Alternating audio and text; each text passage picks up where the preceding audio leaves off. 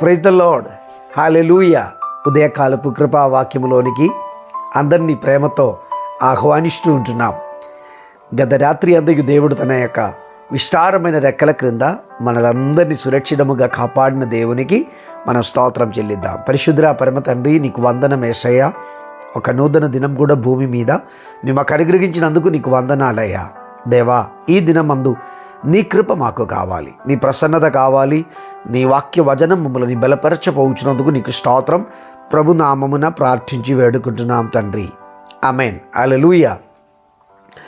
ఈ నూతన దినమందు మనం పడకలో నుండి లేచి దేవుని వాక్యము వినబోచుంటుండగా ఒక ఎక్స్పెక్టేషన్, దేవునిలో నుండి ఏదో ఒకటి కోరుచున్నటువంటి వ్యక్తి అయి ఈ పగలు మనం ఉండాలి.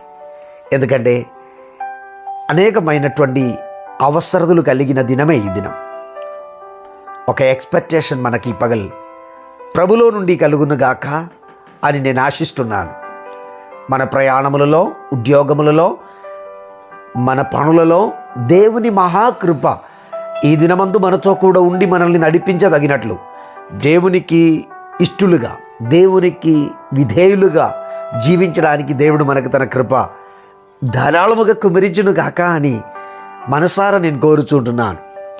దేవుని వాక్య వచనం మనం పఠనం చేయుచున్నప్పుడు మనకందరికీ పరిశుద్ధమైనటువంటి ఒక వచన భాగం ఉంది. మార్కు సువార్త 5వ అధ్యాయం 27వ వచనములో చాలా మార్లు మనము ధ్యానం చేసినటువంటి ఒక వచన భాగమే. కానీ అందులో ఉన్నటువంటి ఒక భాగం, ఒక వచనం, ఒక వర్డ్ నన్ను ఎంతో ఆకర్షింపగా మారింది.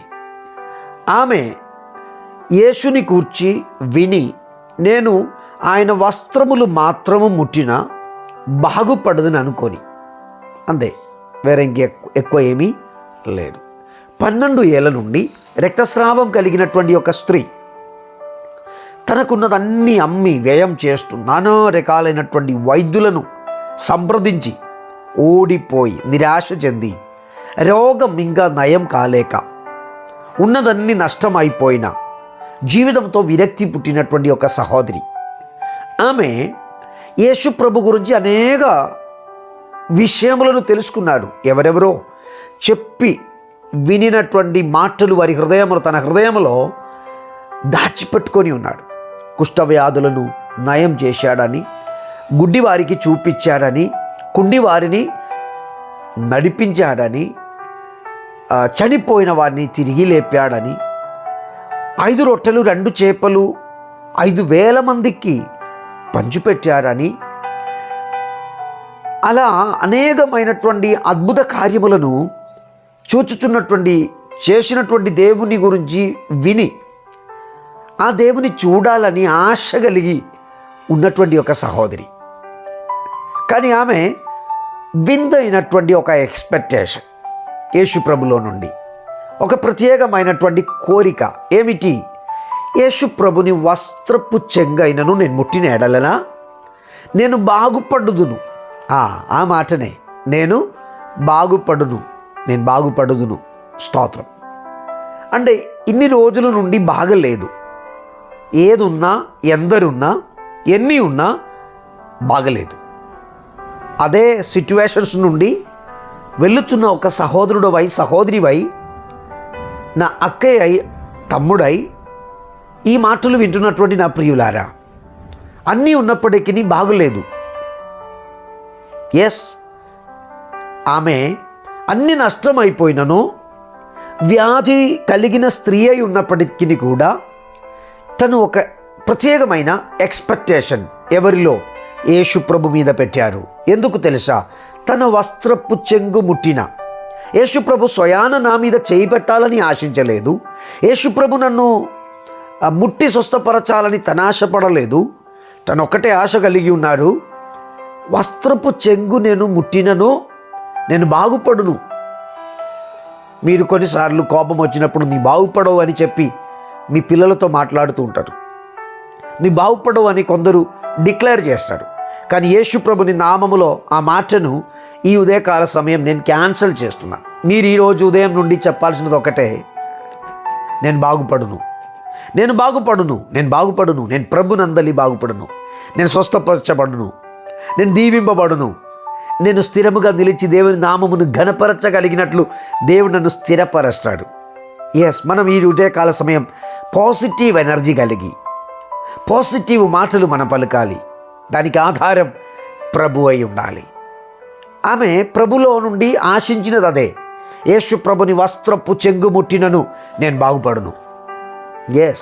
బాగుపడలేదని, నీవిగా బాగుపడదని చెప్పిన వారి బంధువుల మధ్యలో, నీవిగా బాగుపడదు అని చెప్పిన వారి ఊరు వారి మధ్యలో, నీకు ఇక మీదట బాగుపడదు అని చెప్పినటువంటి వైద్యుల మధ్యలో, ఇది నీ చివరి దశ. చాలామంది వైద్యులు చెప్పి ఉండొచ్చు, అమ్మా నీవు ఇక బాగుపడడం కష్టమే, నీ బాగుపడలేము, నీ వ్యాధి నయం కాదు అని చెప్పి నిరాశ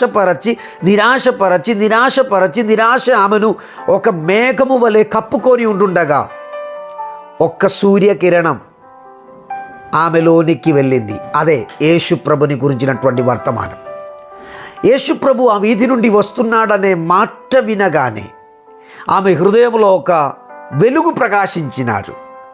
ఆమె ఇన్నాళ్ళు వరకు వినినదన్నీ జ్ఞాపకం చేసుకొని ఒక విందైనటువంటి ఎక్స్పెక్టేషన్స్తో యేసుప్రభు దగ్గరికి వెళ్ళారు. ఏమిటి అంటే, నేను బాగుపడబోచున్నాను. అమ్మ నాతో కూడా చెప్పండి, నేను బాగుపడబోచున్నా. అయ్యా నాతో కూడా చెప్పండి, నేను బాగుపడబోచున్నాడు. తమ్ముడా చెప్పండి, నాతో కూడా నేను బాగుపడబోచున్నాను. చెల్లమ్మ నీ గురించి చాలామంది చెప్పి ఉండొచ్చు, అసలే నీవిగా బాగుపడదని. నాతో కూడా ప్రభునందలి విశ్వాసముతో చెప్పండి, నేను ఈ రోజు నుండి బాగుపడబోచున్నాను. కారణం, ప్రభు నిన్ను బాగు చేయాలని ఆశ కలిగి ఉంటున్నారు. ప్రభుని వైపు చూసిన వారెవరు కూడా ఎన్నడూ నిరాశ చెంది లజ్జింపలేడు. వారి ముఖమును ప్రకాశపూరితముగా మార్చగలిగిన 10,000లో అతి సుందరుడవైన దేవుడు మన కోసం ఉన్నాడు. ఆయన పరలోకపు మహిమను విడిచి ఈ లోకములో ఒక శిశువుగా జన్మించాడు అని ప్రపంచమంతా కొనియాడబడినటువంటి ఒక దినమై నిన్నటి దినం మనం అందరం ప్రభును ఆనందముతో ఆరాధన చేశాము. ఆ ప్రభు ఈ ఉదయకాల సమయం నిన్ను బాగు చేయుటకు దిగి వచ్చారండి. ఆయన నీ ఇంటికి వచ్చాడు. ఆయన నీ హృదయంలో నివసించడానికి ఇష్టపడుచున్నాడు. నీవే అతనికి ఒక నివాస స్థలమై మారాలని ఆ దేవుడు కోరుచుంటున్నారమ్మా. నిరాశ చెందొద్దు, బాధపడొద్దు, వేదన పడొద్దు. ప్రభు నీతో కూడా ఉన్నాడు. ఆయన అద్భుతకరుడు, ఆయన ఆశ్చర్యకరుడు, ఆయన ఆలోచనకర్త, ఆయన సమాధానకర్త. Praise the lord. ఆయన నిన్ను భయపడొద్దు అని చెప్పగలిగిన ధైర్యం కలిగిన దేవుడవై ఉన్నాడు. లూకా సువార్తలో 8వ అధ్యాయం 40వ వచనం, జన సమూహము ఆయన కొరకు ఎదురు చూచుచుండెను. ఎవరి కొరకు? యేసు ప్రభు తిరిగి వారి యొద్దకు రావాలని ఎదురు చూచుచున్నటువంటి ఒక అనుభవం. నా ప్రియమిత్రమా, ఒకవేళ నీ యేసు ప్రభును ఇందక మునుపు కలిగిన వ్యక్తి అయి ఉండి కూడా యేసు ప్రభులో నుండి దూర ప్రయాణం అయిపోయి ఉండొచ్చు. ఈరోజు నీకు ఒక ఆశ కలగాలి. ఈరోజు నీకు ఒక ఎక్స్పెక్టేషన్ రావాలి. ప్రభు ఒక్కసారి నా దగ్గరికి మళ్ళా వస్తే బాగుండేమో, నా స్థితి మారుతుందేమో.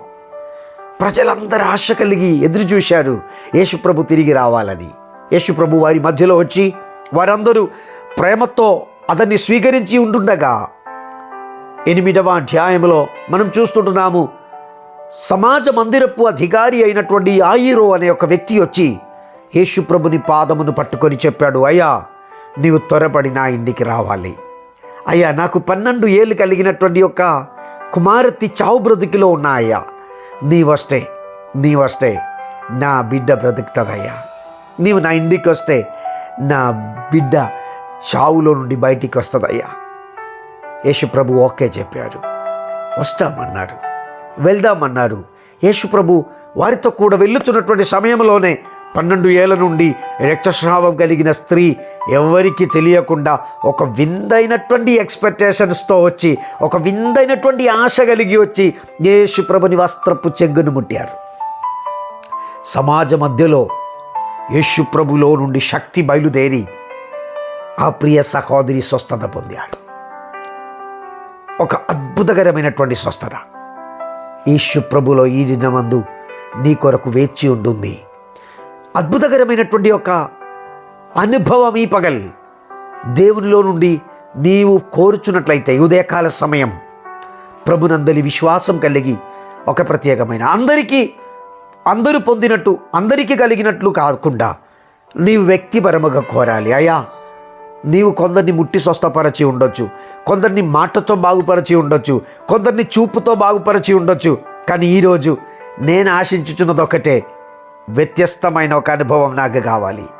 అందరూ చెప్పి పరిచయం చేపించిన యేసుప్రభు నాకొద్దు, వ్యక్తిపరముగా నాకు పరిచయం కలిగిన ఒక యేసుప్రభు కావాలని వ్యక్తిపరముగా నన్ను గుర్తించుచున్నా. చూడండి, ఆమె ఏ ఎక్స్పెక్టేషన్తో, ఏ ఆశ కలిగి, ఏ కోరికతో ప్రభు దగ్గరికి వచ్చారో ఆమె సాధించుకున్నారు. అది సాధించిన వెంటనే జన సమూహములో అప్పుడు వరకు ఆమె ఎవరికి ప్రత్యక్షం కాలేదు. కానీ యేసు ప్రభు అందరి మధ్యలో ఆగి ఆమె ఎవరు అని వెతికారు.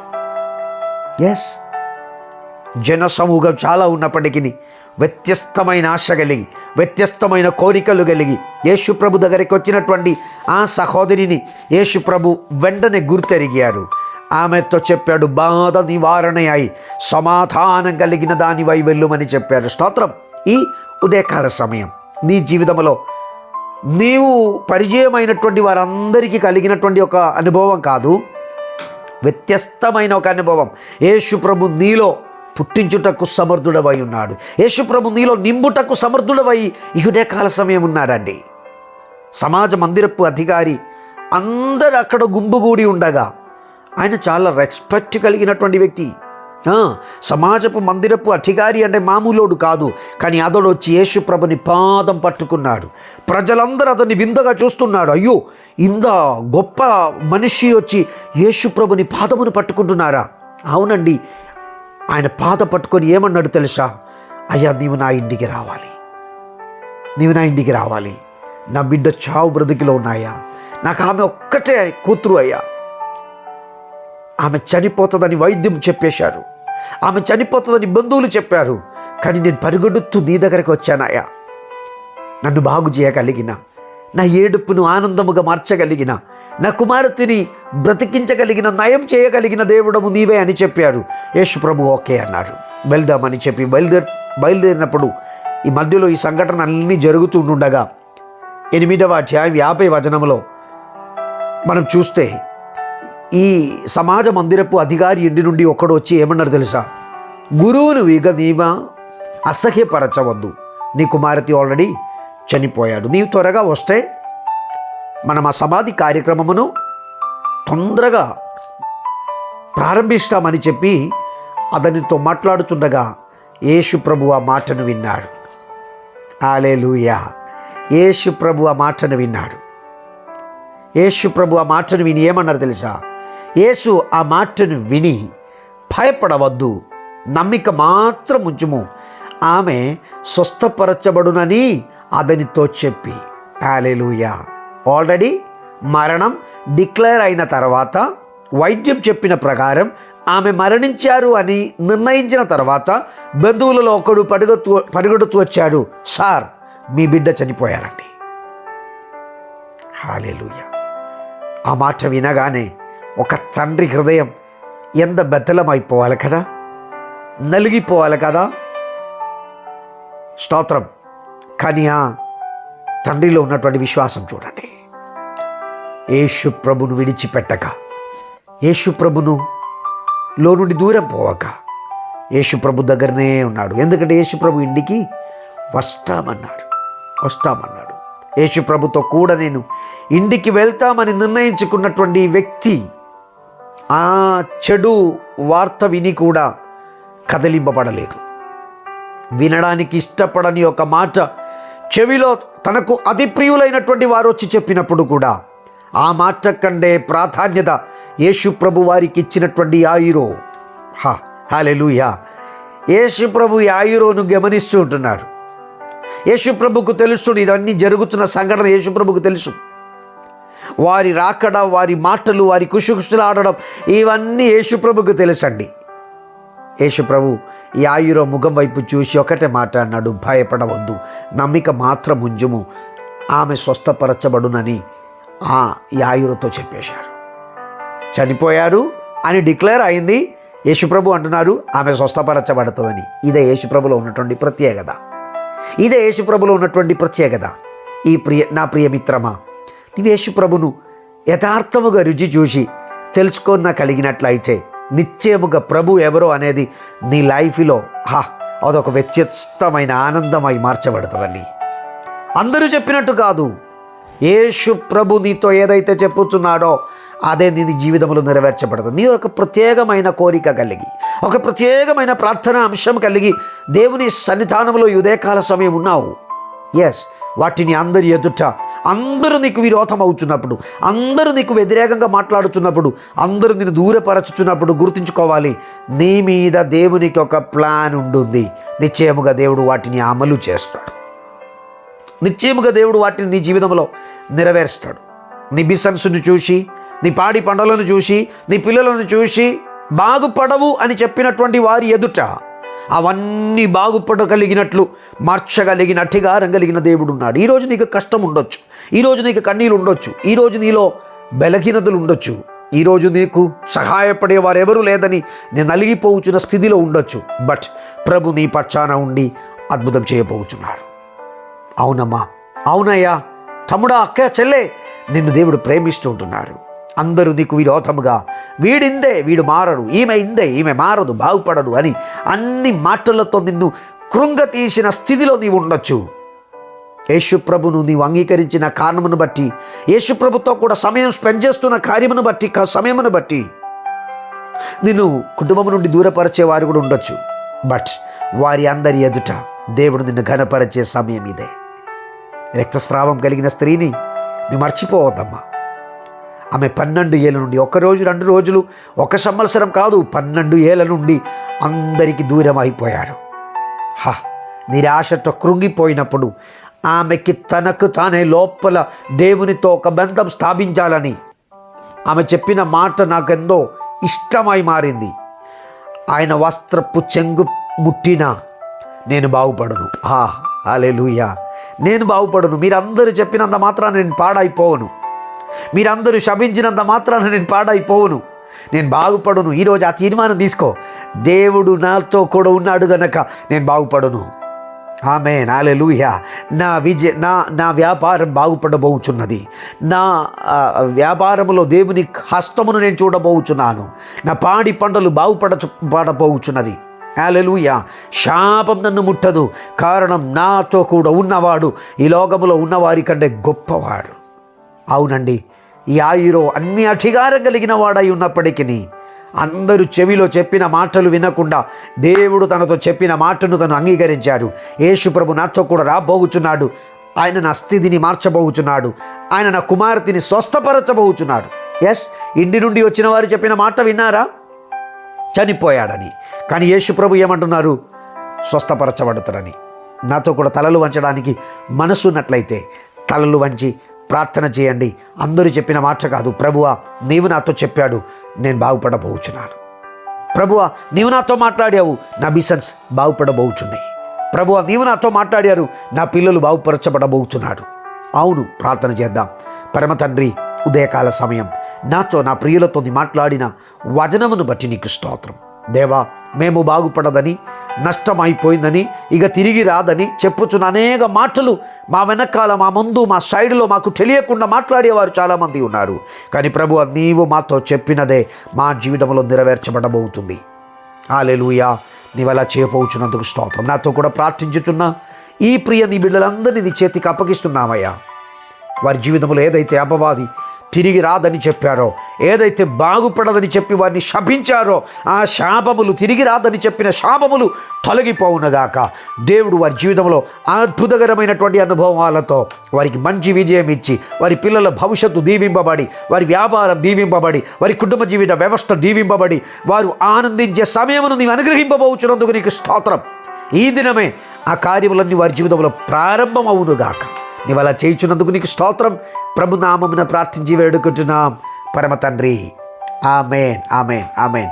God bless you and bless you. దేవుడు మిమ్మల్ని, మీ కుటుంబముని, తరములందరినీ దీవించి ఆశీర్వదించునుగాక. వ్యత్యస్తమైనటువంటి మంచి సందేశం రోజు మీకు దొరకాలని మీరు ఆశించినట్లయితే ఛానల్ సబ్స్క్రైబ్ చేయండి, బెల్ ఐకాన్ నొక్కండి, మీ ప్రార్థన అవసరతలు మాకు తెలియచేయండి. ఈ దినమందు దేవుడు మీ పనులన్నిటినీ సఫలపరచును కాక. ఆమేన్. God bless you.